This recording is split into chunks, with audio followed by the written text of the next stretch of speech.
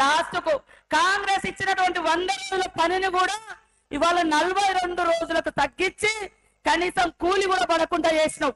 రేపు కాంగ్రెస్ కేంద్రంలో వస్తుంది, ఖచ్చితంగా 100 రోజుల కూలీలకు 400 పెంచుతా అని రాహుల్ గాంధీ గారు మాట ఇచ్చారు.